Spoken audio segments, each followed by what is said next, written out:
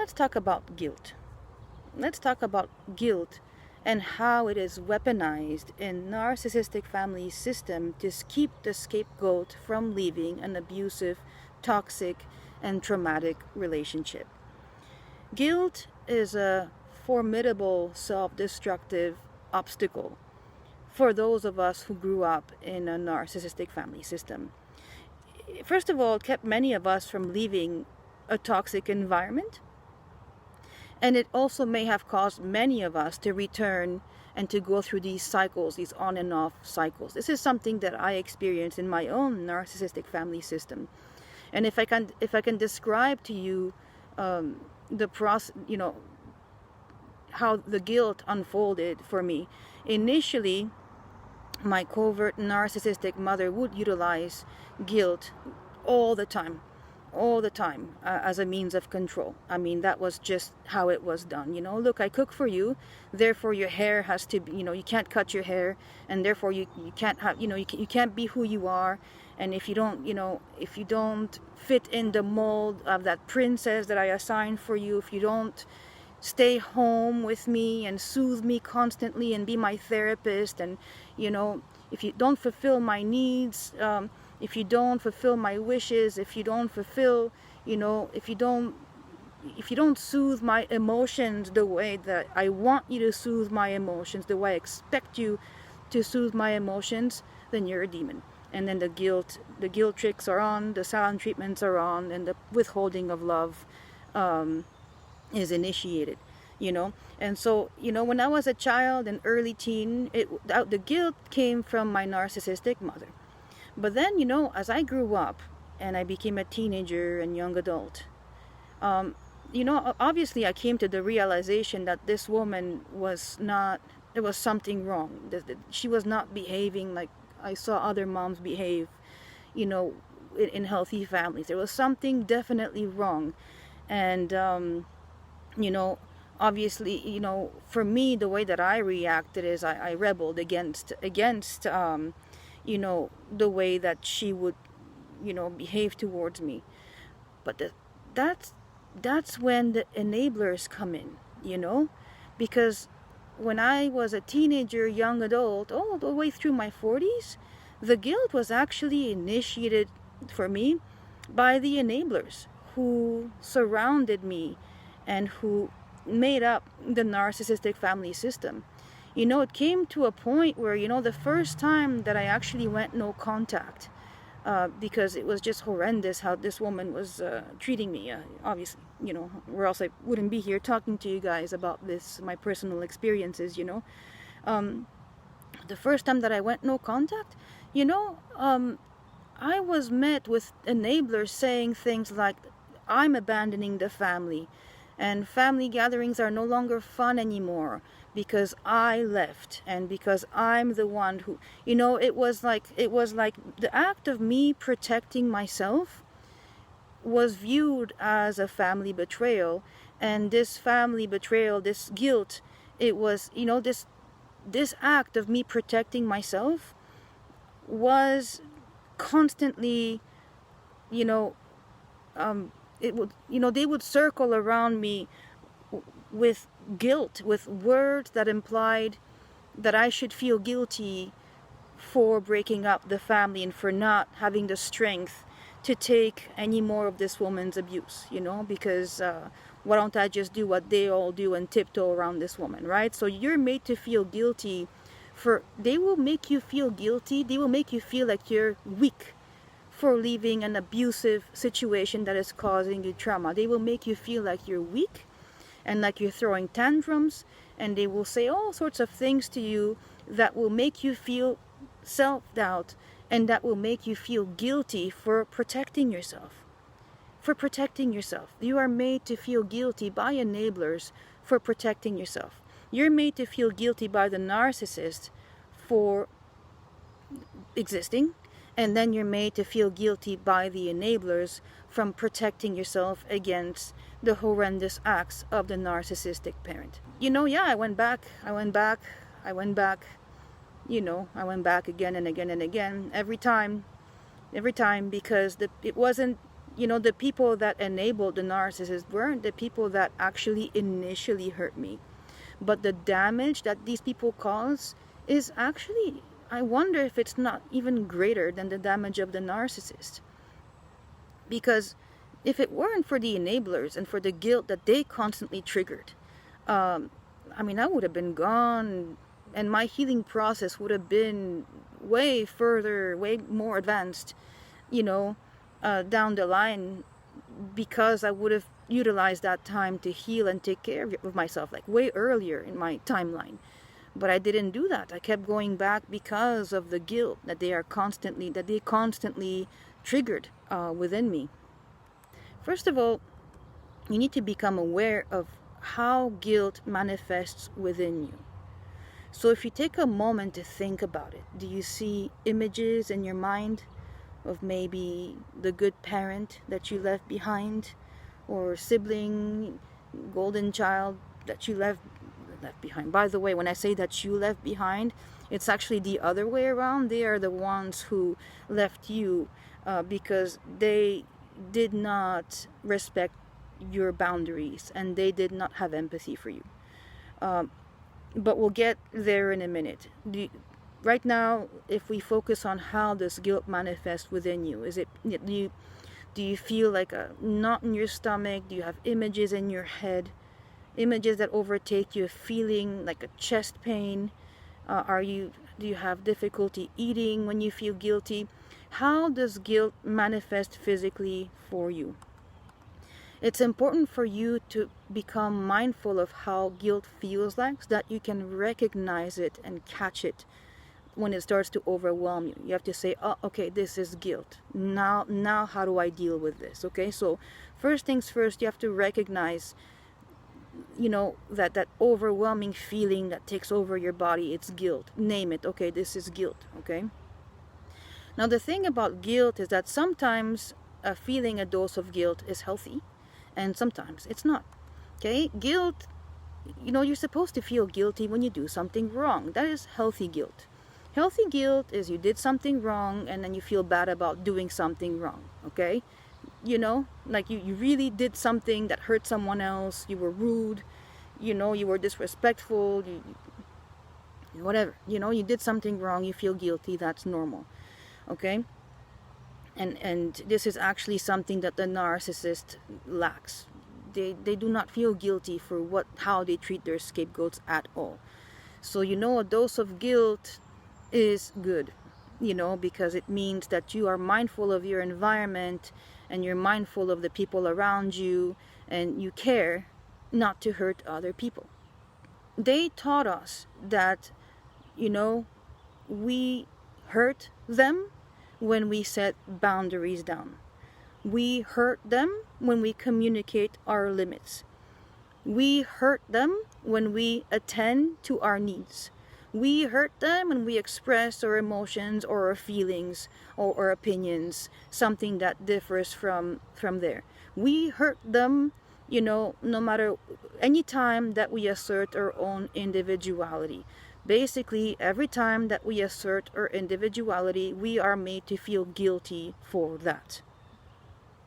Every time that we protect ourselves, we are made to feel guilty for that. Every time we say, no, we're not doing this, we are made to feel guilty for that. Because they will turn the narrative around and make it seem like what you are doing is causing them pain. And because you're a good person, you don't want to cause anyone pain. You don't want to cause your family pain. You feel guilty. And you feel guilty. You feel guilty. You feel guilty for things that you shouldn't feel guilty for. In healthy families, you would not be made to feel guilty for saying no thank you, for setting a boundary, for protecting yourself, for saying that you can't, you're not going to be in this toxic relationship anymore. It's hurting you. You can't do it. Who makes you feel guilty for that? When you really think about it, this is how narcissistic family systems operate. Okay, they weaponize guilt.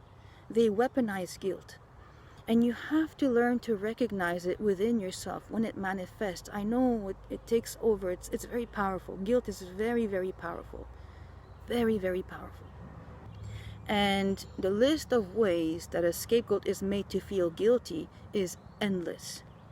And the distinction between healthy guilt and toxic guilt becomes completely blurred. You know, the idea of a loved one feeling betrayed by your decision to protect yourself is actually pretty dreadful.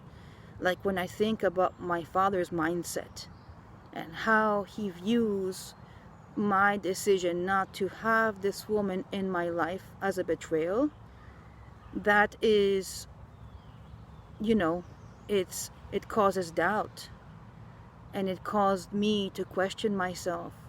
It makes me feel almost like in shock.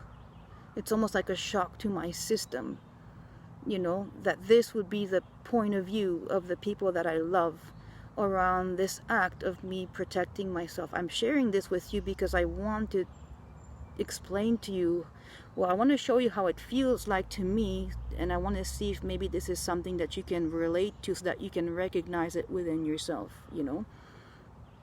The enablers may actually behave as if you're a traitor for cutting contact with your narcissistic parent, you know, a traitor. So you're living with this label, this burden of being the traitor who abandoned the family. And then there's naturally, you don't want to be a traitor. You don't want to hurt anybody. In fact, what we want is peace. What we want is peace. What we want is peace. You know, that's what we want. We want peace. We want love. You know, but now we end up being traitors, you know. And we are made to feel guilty for the act of protecting yourself. You're made to feel guilty for having complex post-traumatic stress disorder. Okay? That's what they're making you feel guilty for. They cannot comprehend. They do not hear. They don't hear it, and they don't see it, and they don't understand. They don't understand the depth of the pain that the scapegoat has to endure. You know, they don't understand the scapegoat's position in these dynamics. They don't have empathy for this. It's so easy for them to pull the guilt card without even inquiring as to what this dynamic is doing to you physically, mentally, emotionally. It's important to recognize the feelings of guilt you experience are actually not based on something healthy. They are not based on healthy beliefs.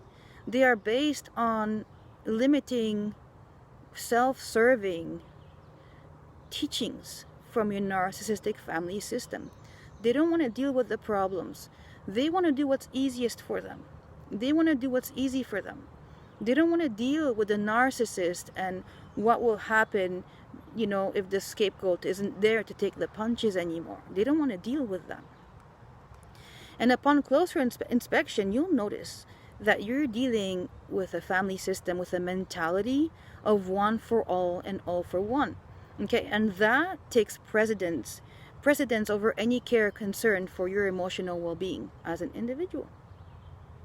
You know, this one for all for one mentality is a way, it's like, you know, if you leave that narcissistic parent, then you're betraying your entire family.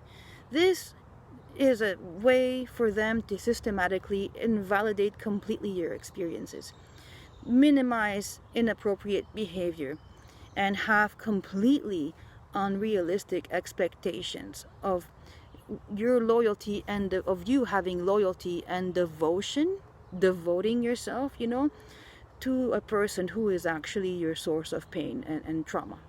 What kind of connection is this really when you think about this? Is this really family? Is this really a healthy connection? Do they really see you as the person that you are? Do they really hear you? Do they see you? You know, you're actually not the traitor that they claim you are. Think about it this way. All you're doing is taking steps to protect yourself from the harm that the narcissistic family system inflicts on you.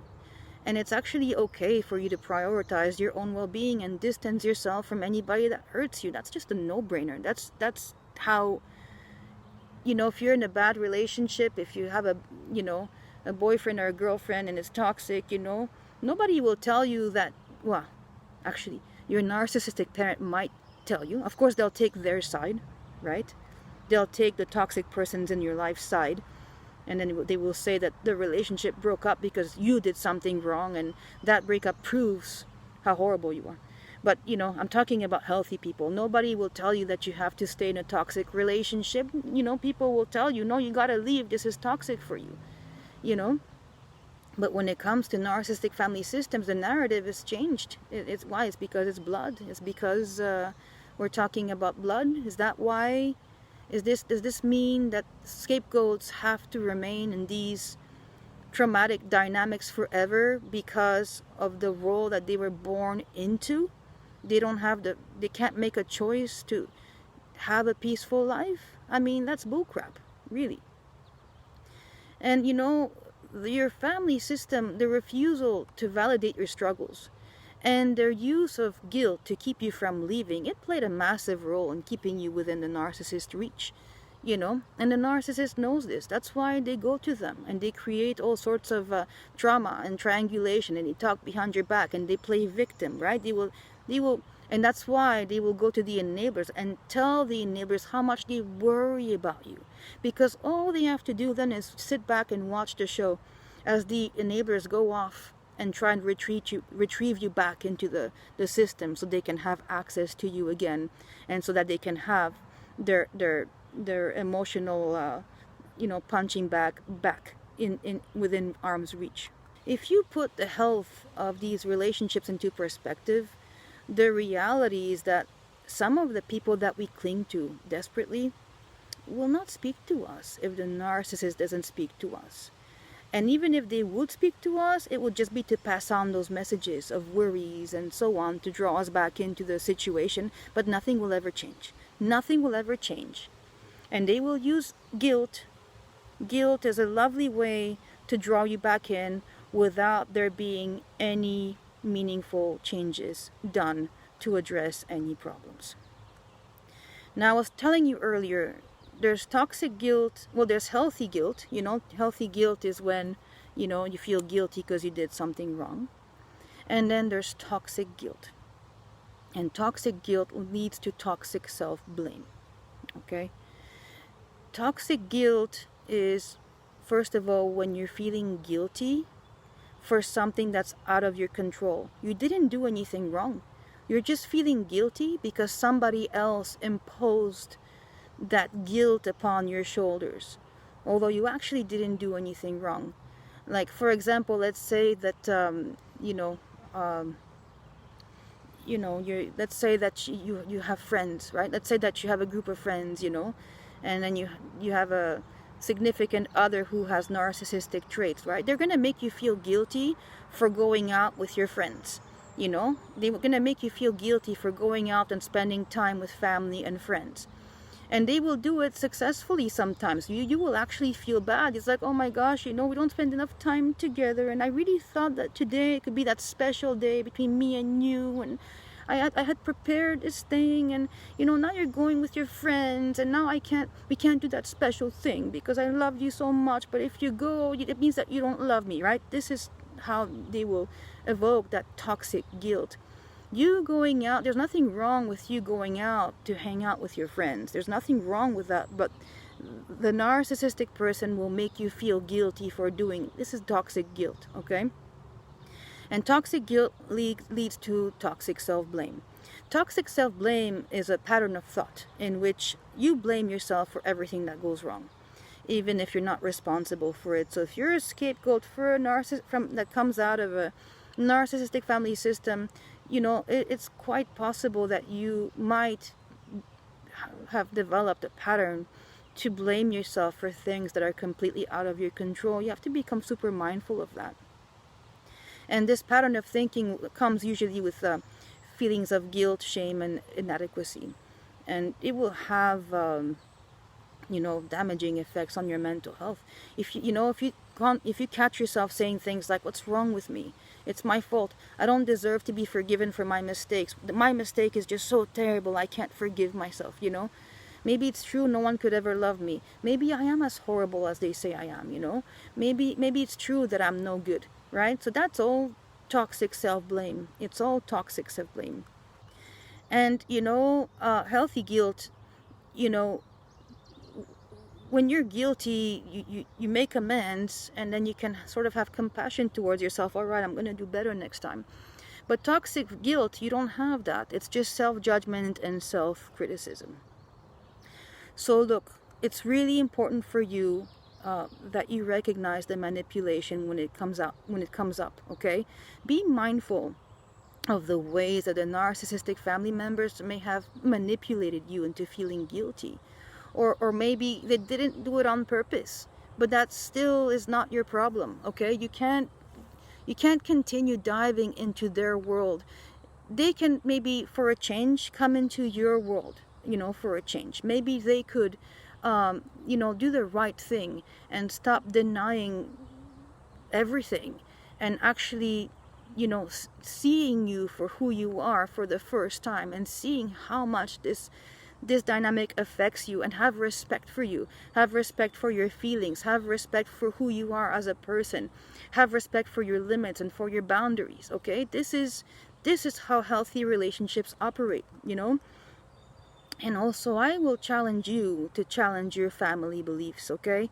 The beliefs that your family may have instilled in you, such as like it's your fault and you're the cause of all the problems, and that you're responsible for the well-being of your narcissistic parent. These beliefs are not true. You are not responsible for the entire dysfunction of a narcissistic family system. They're all responsible for themselves, as you are responsible for your own healing as well. And it's important for you to do what you gotta do, no matter what it is, to bring yourself to a healthy mental space, which is what I did. Yeah, I felt guilty, and for a while I did, but I owe it to myself to bring myself to a healthier mental space. I owe it to myself to feel good within, to be at peace, and to not allow myself to be dragged into toxic situations that hurt me. I owe that to myself. And like I said, I invite whoever wants to come to jump on my ship with me, on the ship of, let's not deny the real deal, let's talk about the real issues, let's be respectful towards each other, and maybe let's have some empathy, that goes both ways, and not just towards the narcissistic parents' permanent, never-ending victimhood narrative. And you have to also be really firm with your boundaries. A boundary is simply, it defines who you are, what you're okay, what you're not okay with. You've been taught that, your boundaries hurt people, and you have to become mindful that that is not true. That's not how life works, and you have to sort of mentally undo that within yourself. Your boundaries are simply statements of who you are as an individual. Everybody has those, and so can you. Then I'm going to tell you, look, you got to let go of the things that you can't control. You can't control how people respond to your boundaries. You can't control if the narcissistic parent, what they do. You can't control how people view you. You can't control the story. The narcissistic parent will create stories about you. They will, their victimhood card is so, they're so good at playing victim that they will completely, try and destroy your reputation, make you look like a terrible person. But you know what? Remember that a narcissist is going to be a narcissist even after you leave. And, they will show their true colors, at one point or another. And when this happens, it's you're not going to, you don't need to be there to deal with that. That's not your responsibility anymore. You're not responsible for anybody's well-being in that system. You're really not. You have to take responsibility for yourself, as they should all take responsibilities for themselves. And you know what? Consequences are great teachers of life, because without consequences, you don't learn anything. And if you set your boundaries, and they decide that they're not going to respect that, then a consequence would be for you to, well, continue upholding those boundaries, diminish contact, and do you, and live your life, you know. Learn to detect guilt within you as it manifests, because when it does, you can go, okay, now I know how guilt manifests within me, so I don't have to believe it. Turn to a mantra. I do that. I did that, actually. I had to do that for a while. Now I'm okay now, but I had to do that for a while, where when the guilt came, I was like, no, no, I love myself, I trust myself. I love myself, I trust myself. I love myself, I trust myself. And I just repeated that over and over and over and over in my mind, you know, until that feeling passed. You know, so this is what I would advise you to do. Truly become mindful of that guilty feeling and question it. Really write it down and question, where does that guilt come from? Is it healthy guilt? Is it because you did something wrong? Or are you feeling guilty just because you're protecting yourself? Just because you said no? Just because you are asserting yourself as an individual who has a right to be as they are in this world? Okay? So that's my advice. I hope it makes you feel better. And listen, guys, always remember, repeat, I love myself, I trust myself, and I'll see you soon.